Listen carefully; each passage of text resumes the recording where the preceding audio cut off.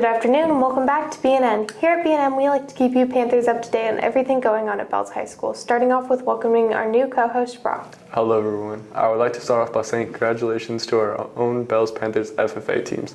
As various LDE teams move on in competition, one thing is for sure, our FFA Panthers really do value the work Panther way, as they learn, work, serve, and respect every day and in every competition.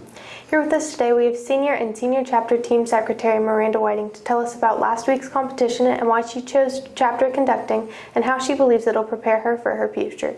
Last week at District, the Bell Senior Chapter conducting team performed really well and they placed first, so we'll be headed to area this Friday in Anna. I decided to do chapter conducting when I was a freshman because I've been in FFA for a long time and I wanted to do FFA in high school.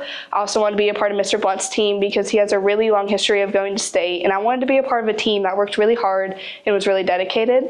I think chapter conducting has better prepared me for my future and for college because it's taught me how to study and how to be dedicated and to work really hard, and it's taught me the confidence to stand up and speak in front of other people. Hey guys, Ben here from Techie Farm Boy, and welcome back to Ben Around the Block, your weekly fill-in on what's happening outside of Bells. Jacob Handel was a fun, outgoing head chef in Boston, Massachusetts, whose world was turned upside down back in 2017. Jacob was diagnosed with acute toxic progressive leukoencephalopathy, I'm not sure how to say that, which rapidly developed into locked-in syndrome. Jake was told that he would enter into a coma and then pass away soon after.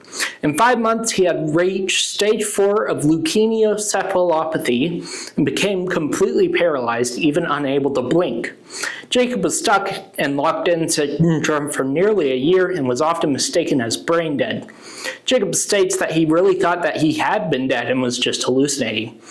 Jacob spent 10 months trapped in his brain and unable to communicate with anyone until one day a nurse noticed a slight movement of his wrist. They told me to do it again, and that was my one shot. I focused everything I could on moving my wrist, says Jacob. He soon after regained the ability to blink, which allowed him to communicate for the first time in almost a year.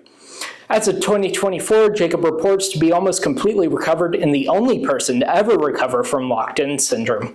Before this happened to me, I was always a fun, outgoing guy, but deep down, I was sad and depressed. Handel revealed about his journey.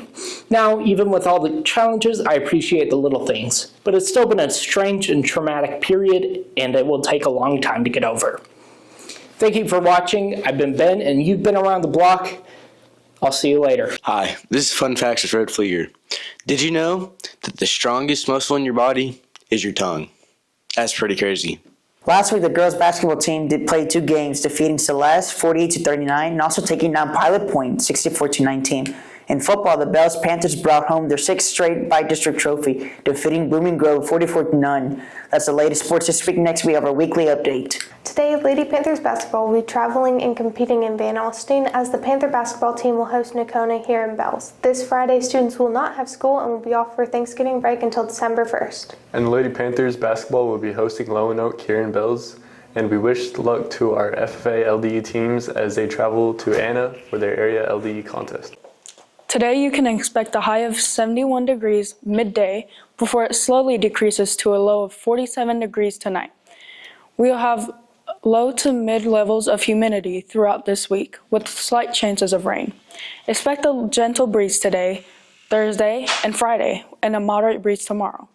Temperatures are expected to stay in the high 60s and the low 70s for the rest of the week.